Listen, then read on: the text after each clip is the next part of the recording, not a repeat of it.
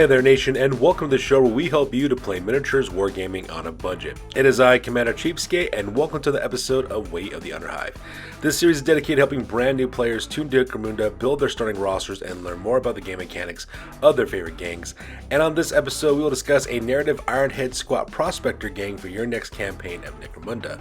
We will discuss what a narrative gang is, the reasons for playing a narrative gang, and provide a 2,400 credit starting roster for your very first narrative campaign.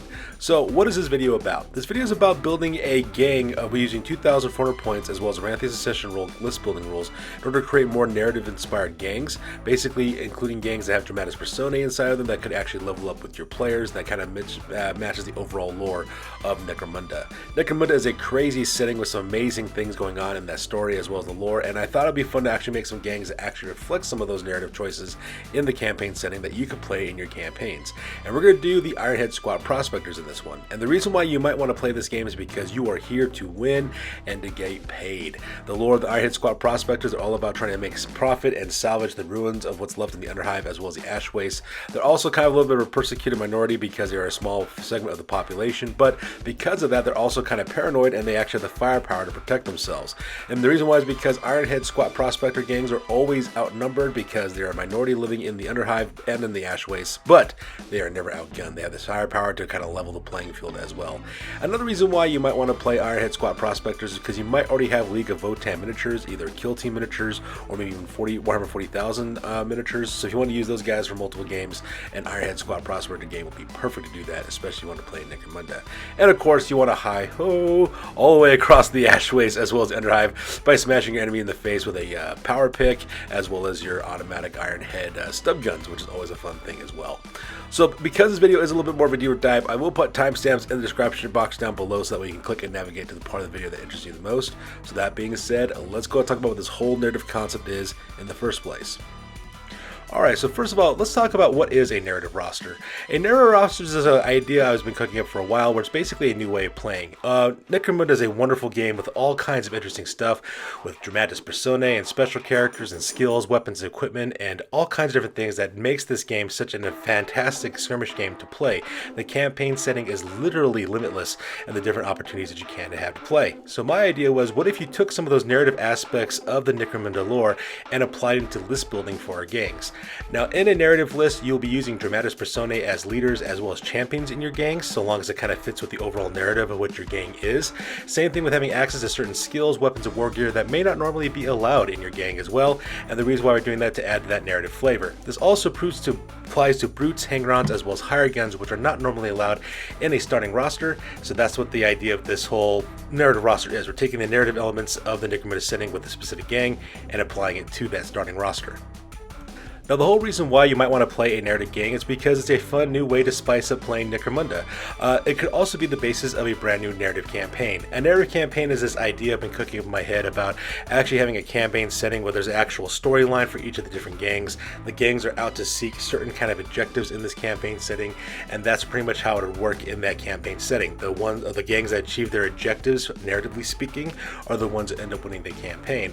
And the idea was a nice little way to explore some of the lore and the endless fluff that is usually associated with Necromunda. Like I said before, Necromunda has a very rich and in-depth campaign setting with different characters, houses, guilds, criminal organizations, different levels and different factions all vying for control of this crazy planet. So I thought it would be really a cool idea in order to create those kind of campaigns around those little pieces of lore and have games to reflect that and to do this. The idea of a narrative campaign as well as a narrative roster is that you kind of focus more on fluff and lore rather than competitive play, and I'm going to try to design the lists around that so that way your starting roster does reflect that for the specific game that you're playing. And obviously, the biggest question should be asked, why should you play in every game? And my only answer is with another question, why not? There's a lot of cool things you can do in Necromunda and a lot of cool topics you can explore as well. This is a good way for beginners to learn how to play a game as well, and it could also be great for experienced players too, just in case you're looking for some new and interesting way to do this. Not only that, it could also be fun being an arbitrator of a narrative campaign because you got to create a narrative story, give different objectives for your gangs to try to accomplish, and earn points that way. It's also really fun for players to kind of build a backstory of why their gang gang is operating the way it is and how it's supposed to operate in the campaign setting, and it's a really cool idea as well. And I suggest giving it a try. I mean, why not? You could always see something new with this game system, and that's the wonderful thing about Necromunda. There's always new and cool ways of actually playing this game as well.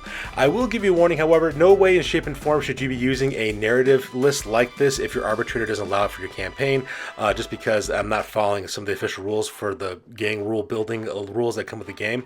And at the same time, these are also not really good for tournament play, but just keep that in mind as we go forward. Alright, so let's go and talk about your list. This is going to be an Ironhead Squat Prospector narrative starting roster. It's going to be rated at 2,400 credits. We're using Aranthean Succession rules on this one with the higher credit costs for your starting roster, as well as the ability to take double the number of champions if you want to. We're not going to do that so much for this one. We will have 3 champions, not necessarily 4, so that's going to be nice for that. At the same time, this is going to be a very shooting-heavy list with lots of firepower, because that's what Ironhead Squat Prospectors are known for. They're known for bringing the pain in terms of shooting, because like almost every single one of the weapons is rapid fire. For example, they have access to rapid fire melted guns. So in case you thought melted guns weren't dangerous enough, you got rapid fire melted guns with the Ironhead Squat Prospectors, and it's absolutely fantastic. Plus, they're also extremely survivable with a really powerful vehicle to boot, and at the same time, that vehicle could also make them some really good credit making potential and increase the funds to increase your gang as time goes on. Now, I will warn you, this would be the smallest of the gangs that actually create using this narrative format, but even though it's a very small gang, it is a very elite gang, like I said, with a lot of firepower as well. Plus, not to mention, you also have 2 Dramatis Personae that could be in this gang as well, so even though your numbers might not be all that much larger than other gangs, you have the skills and the firepower to back it up. So potential narrative ideas you could have for this gang, for example, is that they're looking for a piece of Archaeo tech somewhere in the Ashways or in the Underhive. You could also try to have them build a settlement, like they're trying to establish a refinery of some sort, and they could actually use the Outlander rules in order to do that as well. You could also say that they're actually there to actually score a grudge against a gang that kind of did them wrong. There's a bunch of different things you can do for these guys for the narrative ideas in that campaign setting. So first of all, let's talk about your leader. Your leader is going to be Orrin Grimjarl, the last Charter Lord of Jardlan. He's going to cost you 235 credits. This guy is a Dramatis Personae character, and he's going to give you the Outcast Gang Leader Mastermind archetype for this guy. Now, this isn't an Outcast gang by any means, but we are using the Outcast Gang Leader rules in order for this Dramatis Personae to be the leader of this gang, as well as to level up as well. Now, this guy automatically comes with mesh armor, so he's got a 5-up armor save as well. He also comes with a unique weapon called a Fractal Pulse Beamer, which is a dangerous close to medium range shooting attack, and it's really awesome as well. He's also got an Ironhead auto pistol, which means he gets rapid to fire on his dice for his gun, so that's really cool as well. He also has a combat drill power pack weapon, which is represented by that weird little tentacle thing that's coming out of his back as well, which gives you additional attack in close combat. He's also packing frag grenades, crack grenades, as well as smoke grenades, so this guy's a little bit of a pyro. And at the same time, he's also got a Techmite excavator too, which is that little Techmite right next to him. Now, I will warn you guys, the rules for this guy is not really available in the book from the Vaults of Temenos, where this character actually came in. Oh, sorry, not the Vaults of Temenos. The very last of the Aranthean Succession books. He wasn't actually in that rule set, so you might have to go elsewhere to find those rules. But that guy also has really powerful shooting attack, as well as close combat attack as well. He's also going to give him a respirator, so that way he can breathe out in the ashways, as well as photo goggles, so that we can see in all visibility conditions. Now, he's also got the last Charter Lord of Jardlan, which basically allows fighters to use his cool willpower stats, which is going to be kind of nice. He's also got Stubborn to the last skill, so that way if he does get taken out of action, he can do a combat or a shooting attack before he goes. And you're also going to give him the Iron Will skill when you actually recruit him for your gang. And the reason why I'm going to take Iron Will is because that way your gang is quite small, so you have -1 to your battle test. So that's going to be really helpful because of the size of your gang.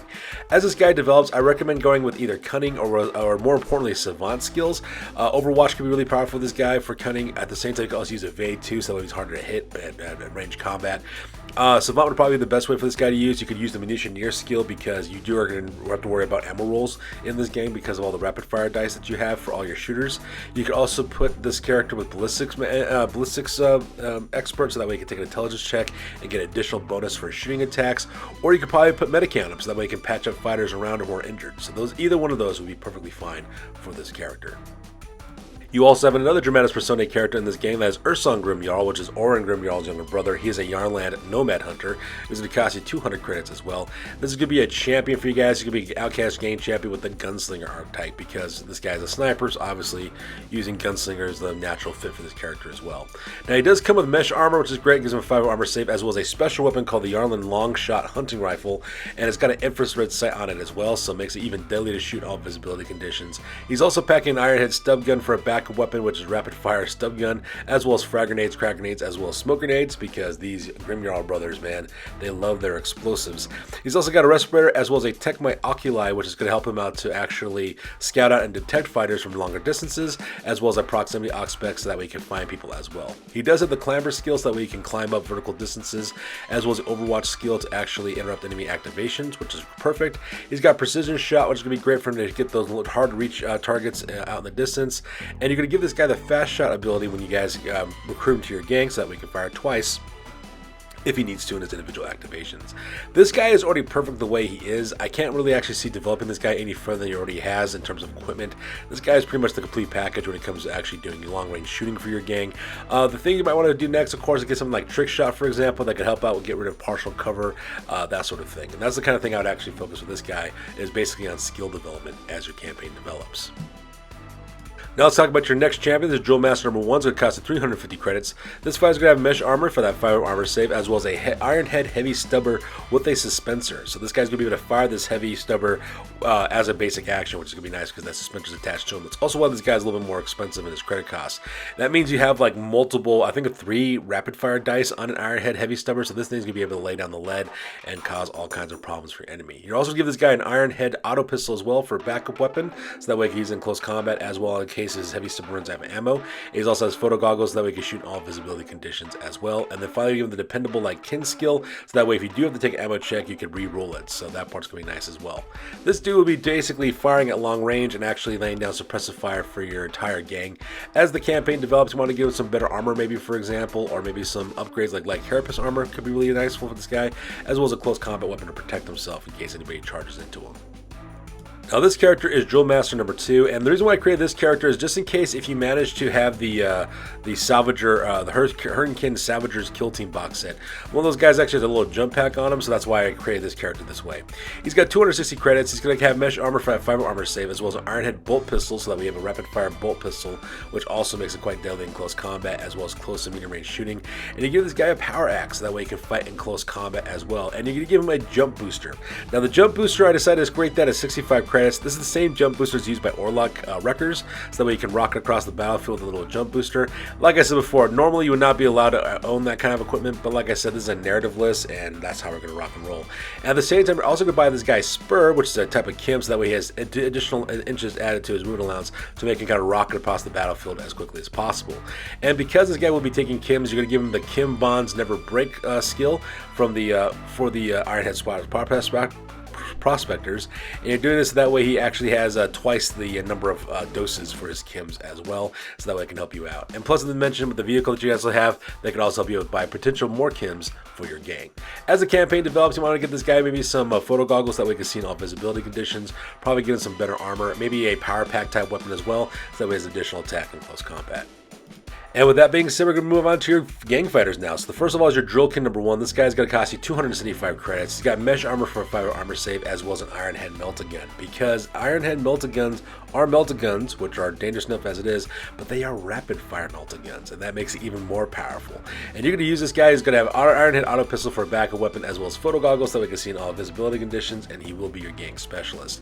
This guy is your anti-vehicle guy. So if in case you're running into an enemy vehicle like a cargo ridge hauler, for example, or a Chronos pattern iron crawler, or a heavy vehicle, or whatever you run into, this Ironhead Melt-A-Gun will basically turn those vehicles into mincemeat and turn them into smoking wrecks of twisted metal, and you can definitely take out enemy vehicles that way. Not to mention, it's not too shabby to use against your enemy fighters as well, so that's another thing you want to take into consideration. As the campaign develops, you want to get this guy some better armor, maybe a power pack, close combat weapon to protect himself, so that way, in case enemies try to engage him in close combat, he can defend himself that way, and that's a potential idea for this gang. Alright, and so rounding out your gang, you have a Digger number 1. This guy's going to cost you 150 credits. This could be one of your Juby level fighters. He's got mesh armor for that 5 up armor save, as well as an Ironhead auto gun, because 2 rapid fire on an auto gun is absolutely fantastic. He's also got an Ironhead stub gun as a backup weapon as well. He's also going to have photo goggles, and you also equip this guy with a Medicaid kit. And the reason why, because this character's job is actually maneuver around the battlefield and patch up any fighters of yours that might get wounded as the battle continues. He's basically acting as your team's medic, And the reason why we're doing this is because you have such few number of fighters in this gang. You want to make sure you keep these guys in the fight, and that's his whole purpose, to run around and protect people. As the campaign develops, of course, you could probably do things like get him maybe some kind of like a telescopic sight, or maybe a mono sight for his auto gun to make it a little bit deadlier. Maybe you could buy some exotic ammunition for his weapons as well. That could really help out. Also, power pack weapons would be great to have for close combat. There's a lot of different things you can do with this guy. And then you will also have a second digger in this gang. This guy's going to cost you 120 credits. He's pretty kitted out pretty basically. He's got mesh armor as well as an Ironhead auto gun, because Ironhead auto guns are amazing. He's also got an Ironhead stub gun for a backup weapon, as well as photo goggles, so that way you can see in all visibility conditions. Digger number 2's job is pretty much to act as a cannon fodder, to open fire at your enemy, to engage at medium to long ranges, and also protect any other fighters that would be a little bit valuable. You could pair this guy up, for example, with Drill Master number 1, so that way he's protecting that guy at all times, or you could even team him up with Drill Master number 2, so that we can go on the assault for close combat. As the campaign develops, you got this guy like better close combat weapons, maybe a power pack weapon. There's a lot of different things you can do with this fighter as your campaign develops even further. So now let's talk about vehicles real quick. So you're going to have a gearhead in your gang, which is a vehicle crew member. It's going to cost you 455 credits for that. He's going to give him photo goggles that we can see in all visibility conditions. And this guy's going to be driving a Scalvian Explorator, which is the Ironhead Squat Prospector unique vehicle, unique to their gang. Now, granted, the Forge World miniature is extremely expensive. My recommendation to you is to find a cheaper alternative, either third-party, 3D print, or just convert your own, just because it is kind of expensive for what it can do. Now, it does have a blade of armor as well as a crash cage, so that way it makes it a little bit more survivable for your crew members. So in case you get anything that's more than a non-glancing hit, it can help you out to protect the body of your vehicle as well as your crew compartment in your vehicle as well. It does have a weapon stash, which is going to be very important, and the reason why is because, like I said before, a lot of your guys have a lot of rapid fire weapons, so ammo rolls are going to be a thing, and because of that, some of your weapons will have ammo roll 6. So if you do have that situation take place, you can go to the weapon stash and raid it, and then reload your weapons so that way you can shoot again. So no harm, no foul there. It's also got all-wheel steering for easier handling on the vehicle, as well as a redundant drive system and an engine shell, so that way in case you get a non-glancing hit, anything larger than like a penetrating hit or a critical hit, it will protect your drive system as well as your engine system for your vehicle. Like I said before, this vehicle is designed to be very survivable in the conditions that they're operating in, and that's the reason why you want to have those on there as well. It's also going to have an Ironhead container, so that way you can actually make some training actions and earn additional credits for your gang as the successful completion of every scenario. And at the same time, you can also use the Ironhead container to actually get half off on Kims, which is always a good thing as well. It does have an Ironhead claw to smash up things that might stand in your way, as well as a transport bed to transport your fighters, and of course it is tracked, which makes it easier to travel across the wasteland as well. My recommendation for you is to kit this thing out completely with weaponry as your campaign develops. Give it an Ironhead heavy stubber as well as an Ironhead flamer for its weapon upgrades, so that way it can destroy enemies at long ranges as well as in close range as well. And another fighter you're going to include in your gang is going to be a Claim Jumper. This guy's going to cost 60 credits as well. And this is going to be what you traditionally, this guy's usually a hangers on, but in a narrative system, I like the idea of actually having your hangers on able to level up with your gang. And that's another thing that's a little bit different when it comes to a narrative campaign, especially if they have the part of the crew special rule. So let's talk about this guy real quick. So it costs you 60 credits. He's got mesh armor as well as a Drim Extractor, which is a powerful power pack close combat weapon. He's also got a Power Fist as well as a Power Maul. So this guy is developed for like in your face fighting. He does have some long range shooting capabilities, and that comes in the form of his grenades. He does have frag grenades as well as smoke grenades, so that part is kind of cool too. And he's also got a Tech Mod Auto Veyor, which also kind of helps out with him to achieve his objectives as well. Now, this guy also has a Fearsome skill, which means your opponents will need to take a willpower test to charging this guy into close combat. He's also got the Iron Jaw skill to kind of protect him against unarmed attacks, and he's also got the Seize the Prize special rule, which is always amazing, which means you can actually steal enemy territory, which is really cool too, and it actually helps generate additional income for your gang. Plus, he has the part of the crew special rule, so because that, this guy will be able to level up with your fighters as time goes on, and in the narrative system that I have anyways. Obviously, it's not official, but that's just something I think would be kind of interesting. So he'll be always included in your gang as well. And like I said before, your gang is very small, but it is very elite, and this is one of the guys that kind of helps it make it that way. And you will also have a brute in this gang. You're going to take an Ironhead Squat Prospector Vartayan Exo Driller, which is like a Big Daddy inspired mech suit for your Drillkin as well as for your Ironhead Squat Prospectors. This thing is a beast. It's got light carapace armor as well as a Vartayan heavy bolter as well as a Vartayan fist. It's also got a seismic crusher as well.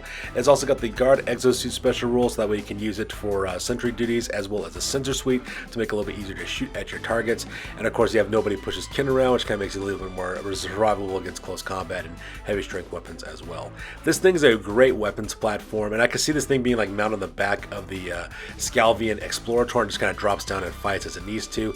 And this is one of the reasons why your gang is so elite. Like I said, you only got a very few number of fighters, which is why your leader has the Iron Rule special rule, Iron Will special skill attached to him, so that way you don't have to worry about having to suffer from those bottle roll tests on that one. So having that available to your gang is going to be really great, and that's going to put down a lot of firepower. It could also deal a lot of damage in close combat against your enemies as well. So keep this guy around because it is absolutely fantastic. As the campaign develops, I suggest maybe getting a second one, maybe with a flamer if you want to kind of try out to see exactly how that works. But like I said, the choice is really yours, and you can always adopt this list to make whatever playstyle that you like. So in conclusion, building a narrative list is a fun and unique idea to try out new lists, different dramatis personae that you might not usually have access to, as well as setting up new challenges for yourself, as well as for your campaign as well. And like I said before in the introduction, in no way is this official at all, so I wouldn't recommend you taking these to any kind of official tournaments or any organized tournament play as well. Same thing with your arbitrator. Also double check with your arbitrator, see if they'd be okay with you actually making a gang list like this. And ask your arbitrator if you would like to do a narrative style campaign. It could be something really cool. It could be something really cool to try out in your gaming groups and to try out new campaigns, so give it a try. And if you do decide to play this way, please let me know down the comments box down below. I'd love to hear some of the comments and feedback you guys have about using the different lists I create, as well as some future other campaign ideas that I have coming down the pike. And of course, I'll bring up more videos about this topic as time goes on. And as always, recommendations for any narrative list will be welcomed. I'm actually planning on making a narrative list for pretty much every single faction in Necromunda, so I do have my work cut out for me, and I'll be uploading those videos on a regular basis, so keep an eye out for that to make sure you catch it and learn the newest and latest narrative lists for whatever particular faction you would like to play. So that's good for this week, guys. As always, please feel free to like, comment, and or subscribe. Your guys' input is invaluable to us as always. Also check us out on Facebook, Instagram, as well as blogger.com for all the latest greatest hobby news related to this channel. That's good for this video, guys. We will catch you guys next one. Peace out and stay classy.